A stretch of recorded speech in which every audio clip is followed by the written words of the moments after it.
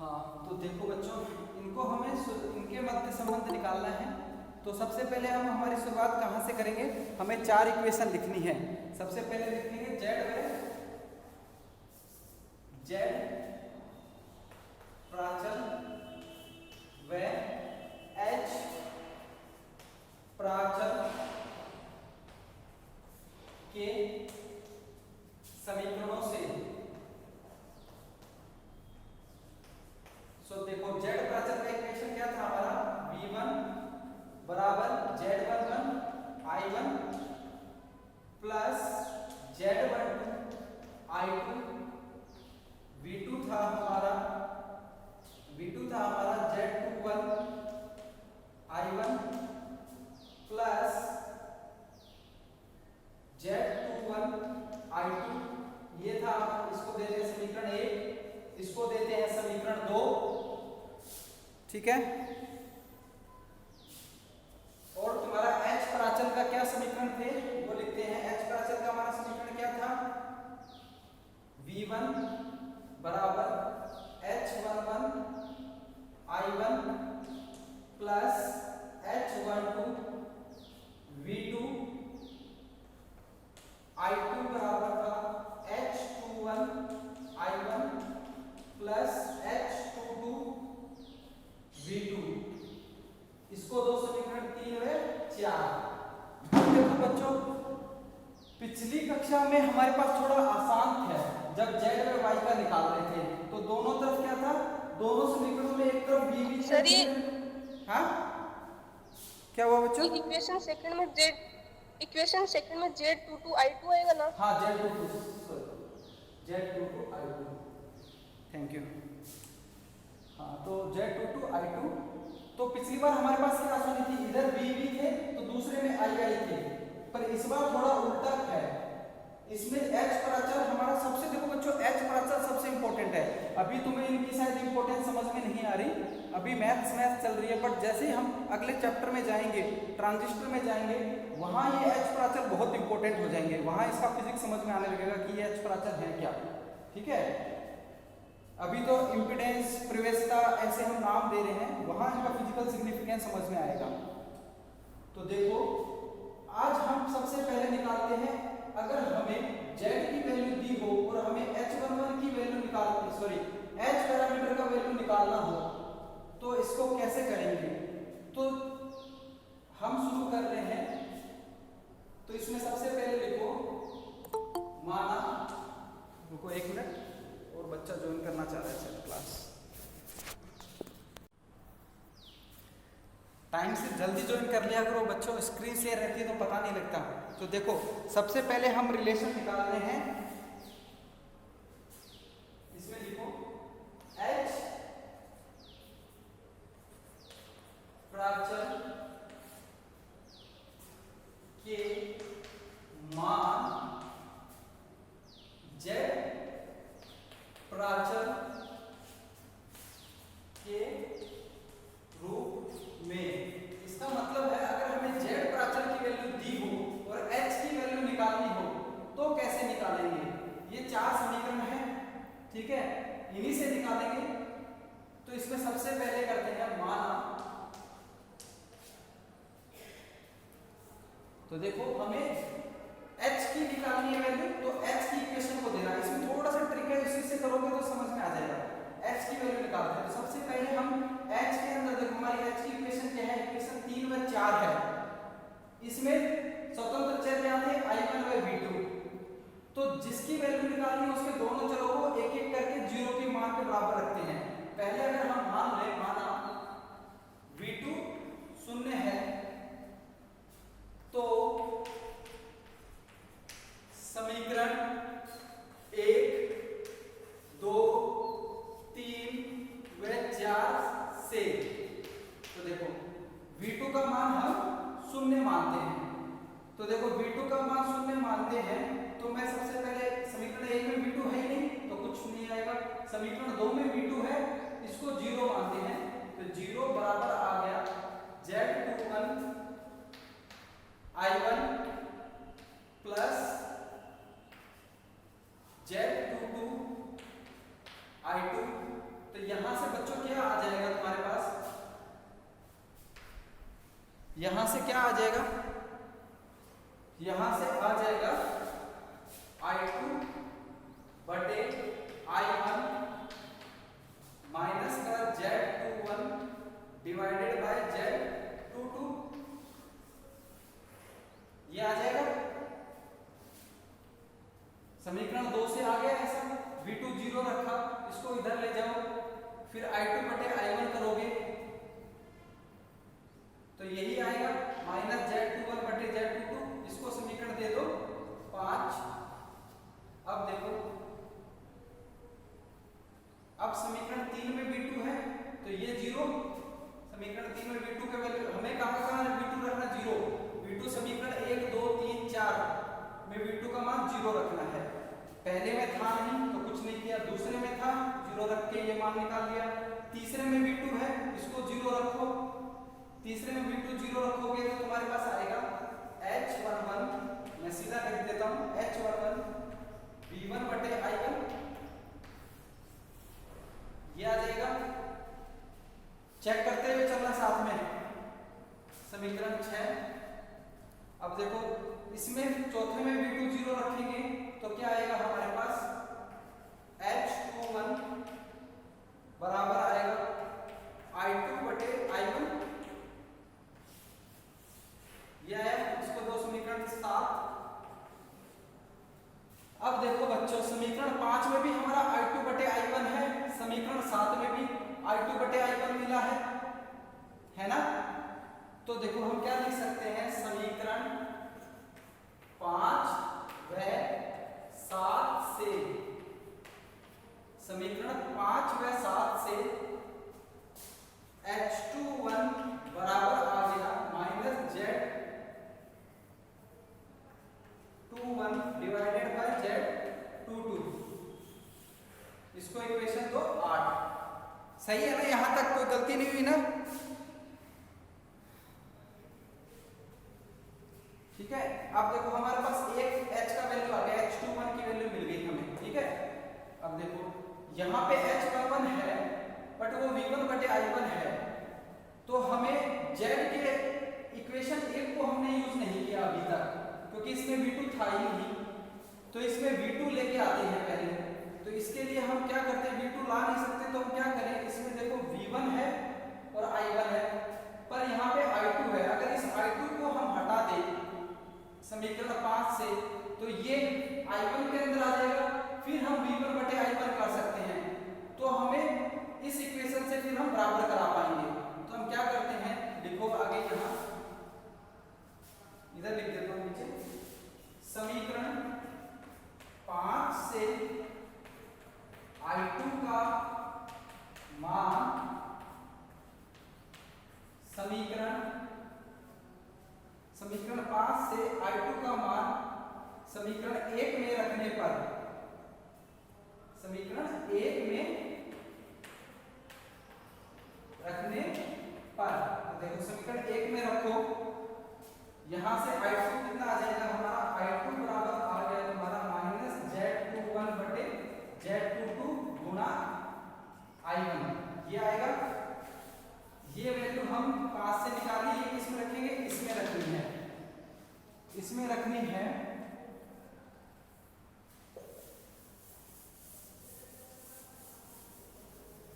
तो देखो इसमें रखनी है तो ये आ जाएगा हमारा V1 बराबर Z11 I1 plus Z12, I2 का मान कितना आ गया, ये है माइनस Z21 बटे Z22 I1। अब I1 कॉमन है तो सीधा लिख देता हूँ V1 बटे I1, कॉमन ले लिया मैंने I1 और इधर भाग लगा दिया फिर, और फिर इसको सोल्व करोगे एलसीएम लेके तो ये आएगा Z11 Z22 minus Z12 Z21 divided by Z22, और ये क्या होता है, ये डेल्टा Z मैट्रिक्स है।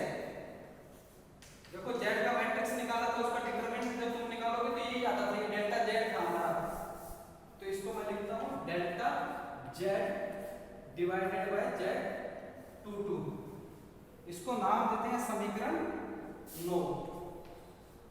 अब देखो समीकरण 9 में हमें मिल गया v1 बटे i1 z की फॉर्म में। यहाँ पे 6 में हमें h11 था v1 बटे i1 की फॉर्म में, तो हम लिखते हैं समीकरण 6 व 9 से हमारा h11 बराबर आ गया delta z divided by z22। इसको इक्वेशन दे दो 10। तो देखो एक तो हमारे पास h11 की वैल्यू आ गई z की टर्म में, दूसरा हमने h21 की वैल्यू निकाली z की टर्म में। अब आगे की वैल्यू निकालने के लिए हम एक काम और करते हैं। अभी हमने v2 0 लेके चले थे, यहाँ पे दो वेरिएबल थे, एक v2 था एक i1 था। इस बार हम i1 0 लेके चलते हैं, ठीक है। तो इस बार i1 0 लेके लिखते हैं।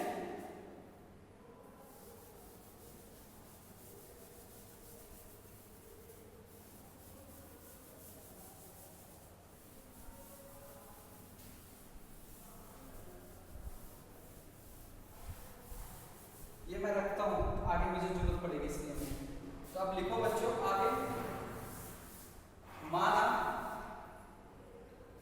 i1 0, तो समीकरण 1 2 3 व 4 से, तो देखो अब इसमें i1 0 रख सकते हैं। पहले में i1 है तो i1 0 रख दो, तो हमें क्या मिल जाएगा z12 बराबर आ जाएगा v1 बटे i2। इसको दो समीकरण नंबर 11।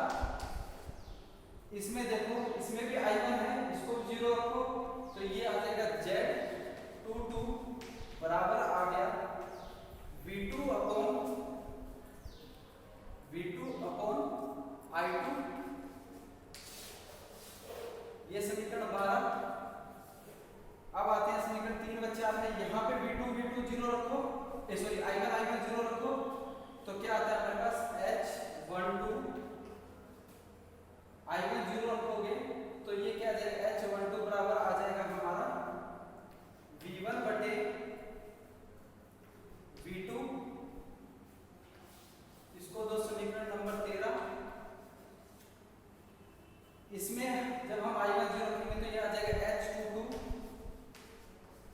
बराबर आ गया हमारा i2 बटे v2। इसको दो समीकरण नंबर 14, ठीक है। अब देखो समीकरण 12 को देखो बच्चों, समीकरण 12 में हमें z की वैल्यू है v2 बटे i2। समीकरण 14 में हमारे पास वैल्यू है i2 बटे v2, है ना, i2 बटे v2 है। तो मैं यहां से लिख सकता हूं समीकरण 12 व 14 से, तो देखो 12 व 14 से देखो ये जस्ट उल्टा है, तो h22 पे मान कितना आ जाएगा h22 इज इक्वल टू आ गया 1 अपॉन z22। समीकरण 15 कैसे आया, देखो ये v2 बटे i2 है, बट हमें चाहिए i2 बटे v2, तो इसको उल्टा करोगे तो ये कितना हो जाएगा i2 बटे v2 बराबर 1 अपॉन z22। फिर इन दोनों को बराबर कर दो, तो h22 बराबर कितना आ गया 1 अपॉन z22, ठीक है। तो देखो हमारे पास एक h11 की वैल्यू आ गई z में, दूसरा आ गया h22 की वैल्यू, h21 की वैल्यू भी आ गई। अब हमारा लास्ट बचा है, हमें क्या निकालना है h12 निकालना है z की टर्म में, बट h12 है हमारा v1 बटे v2, ठीक है, v1 बटे v2 है। और इन दोनों इक्वेशन में कोई में भी v1 बटे v2 नहीं है, तो इन 11 और 12 से हमें एक में i2 का मान रख दें किसी भी इक्वेशन से। तो लिखते हैं हम समीकरण 12 से i2 कितना आ जाएगा, समीकरण 12 से i2 निकालो, ये आ जाएगा v2 बटे z22 का मान समीकरण 11 में रखने पर, इसको मान हम 11 में रख देते हैं। तो यहाँ पे 11 में मान रखता हूं मैं, z12 बराबर हो गया v1, i2 का मान कितना होगा v2 बटे z22, V2 बटे Z22, ये नीचे है ऊपर चला जाएगा तो ये हो गया Z22, इसको दो समीकरण 16। अब देखो, अब हमारे पास समीकरण 16 और 13, इसमें भी विकलन बटे V2 है, इसमें भी विकलन बटे V2 है ना। तो समीकरण 13 व समीकरण 13 से V1 बटे V2 का मान 16 में रखने पर, तो 16 में मान रखें तो देखो क्या आएगा, Z12 बराबर V1 बटे V2 कितना है, H12 इधर था Z22, तो हमारा H12 की वैल्यू आ गई Z12 डिवाइडेड बाय H22, ये आ गया समीकरण 17। तो देखो बच्चों, अभी हमारे पास जो काम की चीजें मैं वो रखता हूं, H11 का मान, अब मैट्रिक्स बनाओ यहाँ पे, H11 H12 H21 H22 बराबर होगा H11 का मान, देखो समीकरण 10 में कितना है, delta Z upon Z22, H12 का मान समीकरण 17 में मिला है हमें, Z12 डिवाइडेड बाय Z22, तो यहाँ आ जाएगा Z12 divided by Z22, H21 का मान कहीं निकाला है समीकरण 8 में, minus Z21 divided by Z22, H22 का मान समीकरण 15 में है 1 बाय Z22।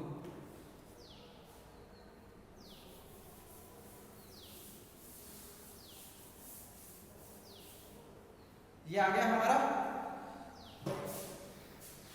H से किसमें रिलेशन आ गया, Z में, Z की वैल्यू दी हो तो H हम निकाल सकते हैं।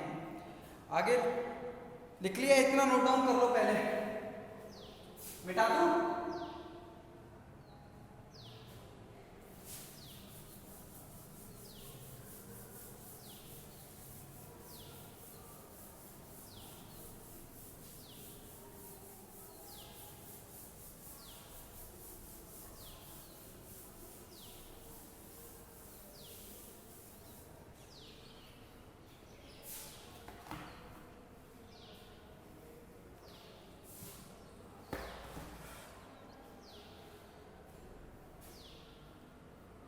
लिख लिया बच्चों इतना। Yes sir. तो आगे लिखो, इसी प्रकार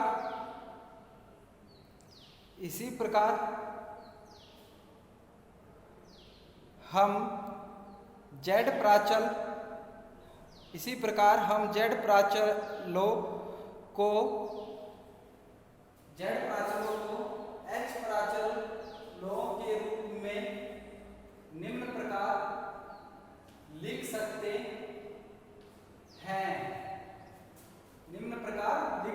हैं,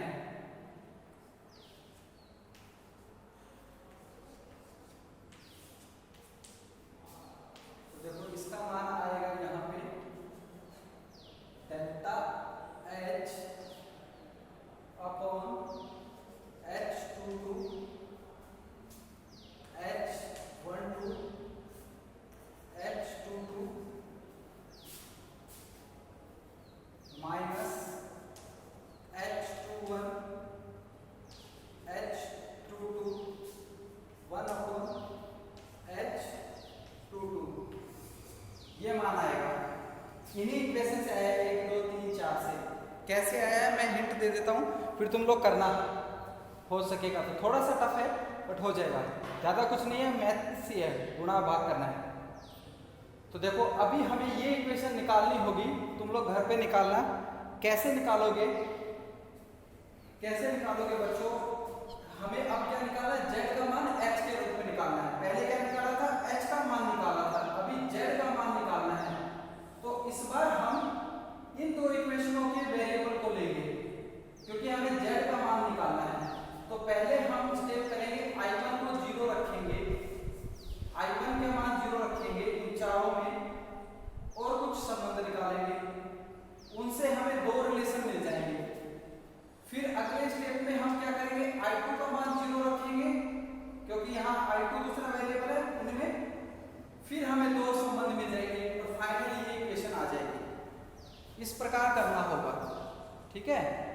थोड़ा सा गुणा भाग करना होगा, नहीं कर पाओगे तो मैं अभी यहाँ करूँ, बोलो करना है क्या बच्चों ये अभी? और वैसे याद भी रख सकते हो सीधा, देखो यहाँ एक डेल्टा z है तो यहाँ डेल्टा h आएगा, यहाँ z था तो यहाँ h आएगा। करवा दूं क्या ये, यहाँ पे करवाऊं? नहीं सर, कर लेंगे। कर लोगे, ठीक है। अब अगला लास्ट है इसी का। अभी हमने क्या निकाल लिया, जेड वाई में निकाल लिया, एच जेड में निकाल लिया, और तीसरा लिखो वाई तथा एच प्राचल का आपस में संबंध, लास्ट है ये, ठीक है। वाई तथा एच प्राचल का आपस में संबंध। तो इसके लिए क्या करेंगे बच्चों, वैसे ही इस बार हमने z की जगह y की इक्वेशन लिखेंगे। तो हम क्या लिखेंगे, y तथा h प्राचल समीकरणों से। तो y की इक्वेशन क्या थी हमारी, I1 बराबर y11 v1 plus y12 v2,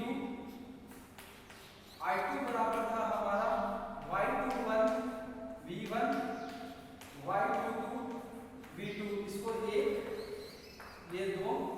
h प्राचल की क्या थी, h प्राचल का था v1 h11 I1 h12 v2, I2 बराबर था h21 I1 plus h22 v2, समीकरण 3, समीकरण 4। बताओ खुद से कर सकते हो क्या ये भी, या मैं ये करूं? एक करवा देता हूं, बाकी कर लेना दूसरा खुद से, है ना।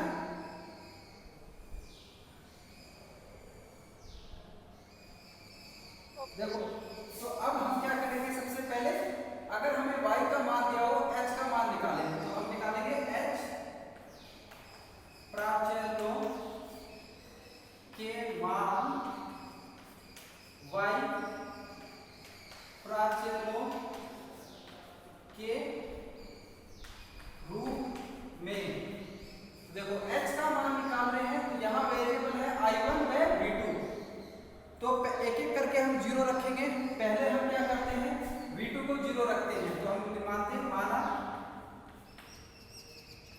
V2 0, तो समीकरण 1 से 4, समीकरण 1 से 4 में क्या हो जाएगा, देखो पहले इसमें हम क्या करते हैं, V2 0 रखते हैं, यहाँ V2 0, तो हमें क्या मिल जाएगा, y11 बराबर आ जाएगा I1 बटे V1, इक्वेशन 5, ठीक है। अब देखो इसमें भी V2 0 है, V2 है तो V2 0 रखो, तो यहाँ से y21 आ जाएगा, y21 बराबर I2 बटे V2, इक्वेशन 6। अब इसमें आते हैं, इन दोनों में भी V2 है, तो पहले इसमें V2 0 रखते हैं, तो हमें क्या मिल जाएगा, h11 बराबर आ गया V1 बटे I1, इसको तो समीकरण 7। अब इसमें रखते हैं, तो यहाँ पे क्या आ जाएगा, h21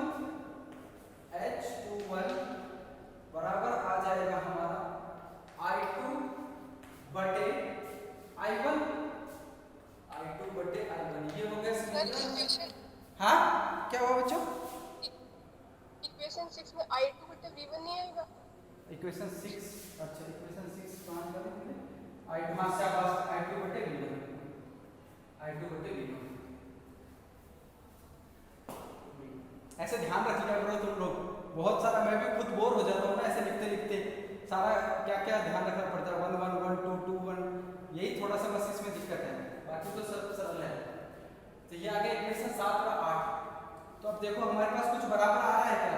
समीकरण 5 को देखो और समीकरण 7 को देखो बच्चों, उल्टा है बस खाली, दोनों तरफ एक तरफ v1 बटे i1 है, दूसरी तरफ i1 बटे v1 है। तो v1 बटे i1 का मान समीकरण 5 से समीकरण 7 में रख दो, तो हम क्या लिख सकते हैं? समीकरण 5 व 7 से, समीकरण 5 व 7 से तो हमारा h11 क्या आ जाएगा? 1/y11।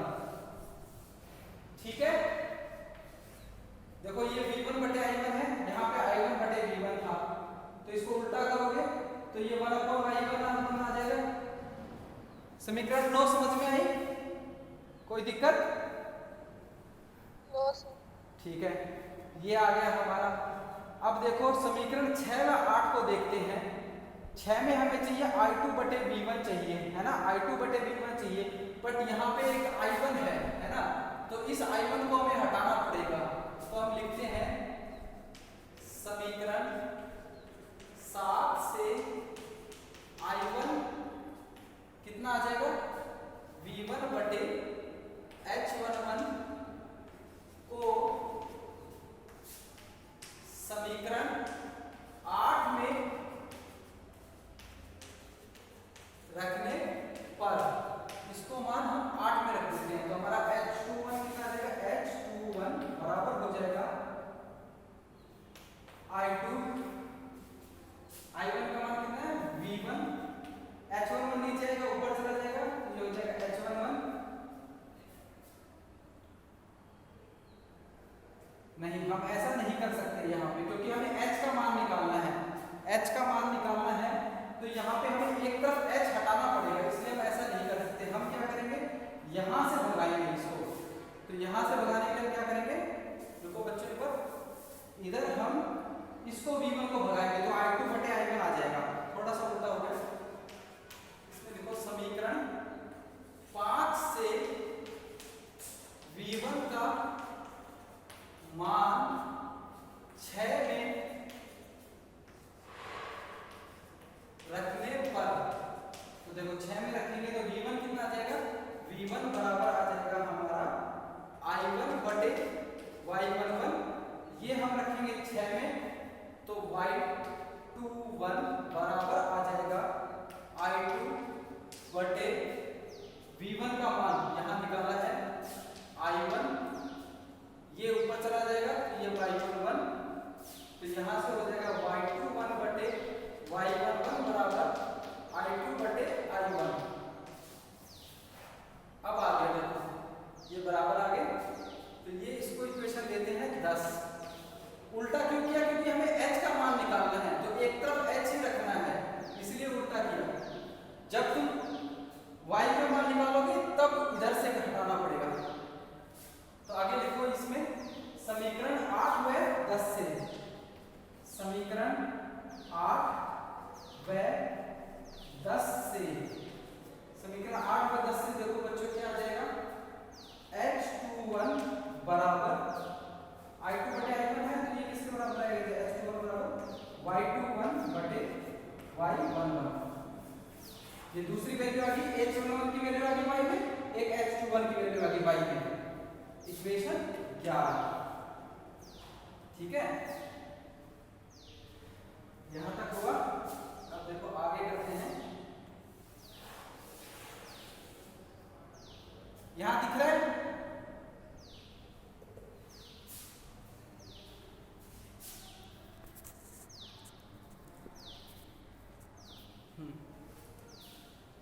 तो देखो ये हमने क्या मान के किए थे? v2 को मान के किया था 0। ठीक है, अब हम क्या करेंगे? i1 को 0 मानेंगे। ठीक है,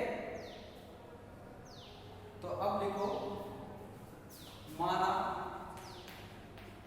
I1 इक्वल टू 0, तो समीकरण 1 से 4, तो देखो 1 में I1 है, I1 0 रखोगे तो बच्चों क्या आ जाएगा, V2 बटे V1, मैं सीधा लिख रहा हूं V2 बटे V1 बराबर आ जाएगा माइनस Y11 बटे Y12, ठीक है, ये आएगा, इसको इक्वेशन दो 12। समीकरण 2 में I1 है नहीं, कुछ नहीं करेंगे। समीकरण 3 में I1 है तो इसको 0 रखेंगे तो हमें H12 मिलेगा। H12 बराबर आएगा हमारा V1 बटे V2, इसको दो इक्वेशन नंबर 13, ठीक है। समीकरण 4 में I1 0 रखेंगे तो हमें क्या मिलेगा, समीकरण 4 में अगर I1 0 रखेंगे तो हमें मिलेगा H22, यहाँ पे I1 0 रखोगे तो क्या मिलेगा, H22 बराबर I2 बटे V2, इसको दो इक्वेशन नंबर 14। अब देखो समीकरण 12 व 13 को देखो बच्चों, समीकरण 12 व 13 से क्या लिख सकते हैं, समीकरण 12 व 13 से, समीकरण 12 में क्या V2 बटे V1, इधर क्या V1 बटे V2, तो जस्ट उल्टा लिखेंगे तो ये आ जाएगा H12 बराबर आ जाएगा हमारा माइनस का Y12 बटे Y11।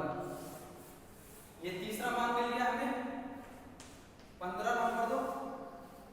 अब देखो अभी हमने इसमें एक इक्वेशन का यूज नहीं किया था, समीकरण 2 का। समीकरण 2 में हमारे पास क्या नहीं था, I1 नहीं था, पर हमें समीकरण 14 में देखो क्या चाहिए, हमें I2 बटे V2 चाहिए, I2 बटे V2 चाहिए, I2 बटे V2 निकालना है, तो इसके लिए हम समीकरण 2 का उपयोग कर सकते हैं, I2 बटे V2, पर यहाँ से हमें V1 हटाना पड़ेगा, तो इसके लिए हम क्या करते हैं, यहाँ से V1 का मान निकालते हैं, तो हम लिखते हैं समीकरण 12 से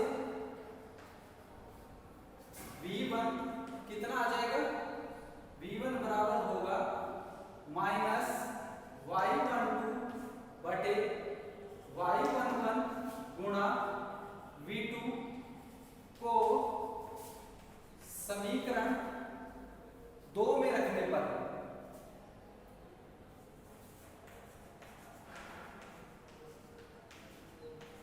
तो समीकरण 2 में इसका मान रखो बच्चों, तो देखो ये क्या आ जाएगा, समीकरण 2 में मान रखते हैं तो I2 बराबर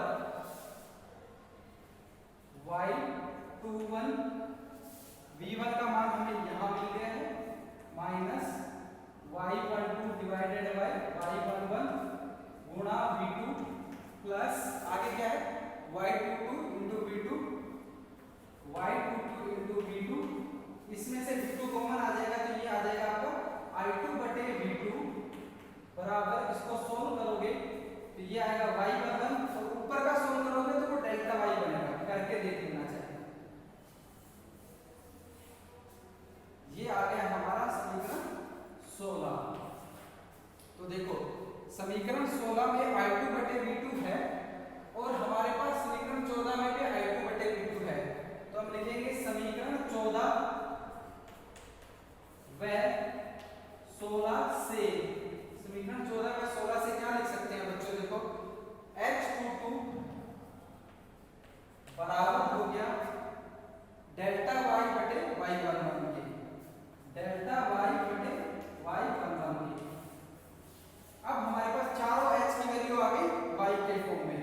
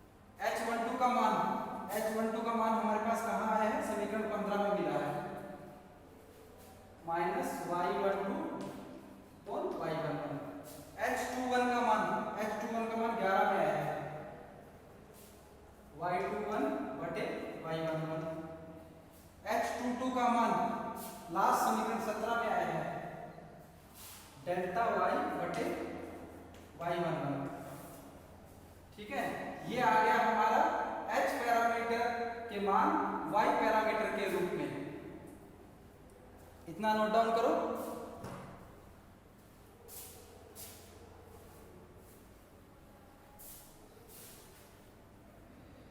कोई एक पूछ सकता है तुमसे एग्जाम में, या तो ज्यादातर जेड या वाई पूछेगा, या एच या जेड में पूछेगा रिलेशन।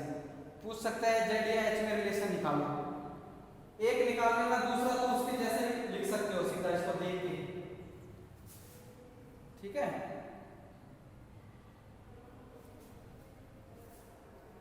बुक में तो ड्राइव नहीं कर रखा है, मैंने पूरा डेरिवेशन करके बता दिया है तुम लोग को कि कैसे मान है। बुक में तो सीधा ही लिख रखा है।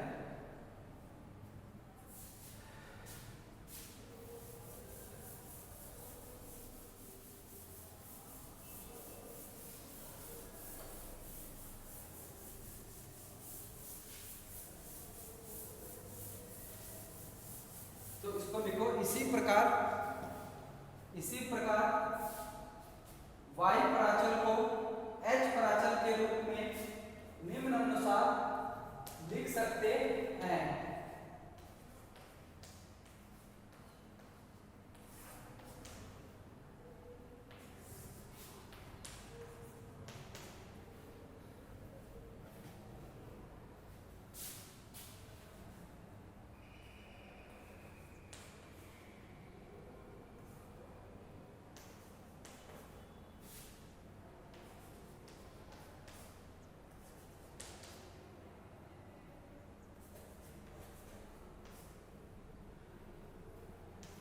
या माइनस है, ये देखना माइनस किया हुआ है, ठीक है। अभी सारा खत्म हो गया हमारा, तीनों के मान निकल गए हैं रिलेशन, ठीक है। कल से हम थ्योरम पढ़ेंगे, वो थोड़ा इंटरेस्टिंग टॉपिक है। आगे का चैप्टर तो बहुत अच्छा है, रेक्टिफायर तुम लोगों ने पढ़ा हुआ है, तो आगे का मजेदार चीज है सारी। इसमें कुछ इस यूनिट का एक भाग मैं छोड़ रहा हूँ, डायोड वाला, वो तुमने क्लास 12 में पढ़ा हुआ है। थ्योरम हो जाएगी तब तक हमारा 1-1.5 क्वेश्चन जरूर हो जाएगा। जब हमारा लास्ट में समय बचेगा तो हम डायोड का पार्ट को ले लेंगे, ठीक है। डायोड तुमने क्लास 12 में पढ़ा था, मैं बुक का चैप्टर भेज दूंगा, वरना मैं खुद कराऊंगा बाद में आखिर में। पहले मैं सेकेंड यूनिट पे जाऊंगा थ्योरम कराने के बाद। थ्योरम 1 वीक और चलेगी, उसके बाद थ्योरम हो जाने के बाद हमारा 1 यूनिट्स का काम कंप्लीट हो जाएगा, ठीक है बच्चों।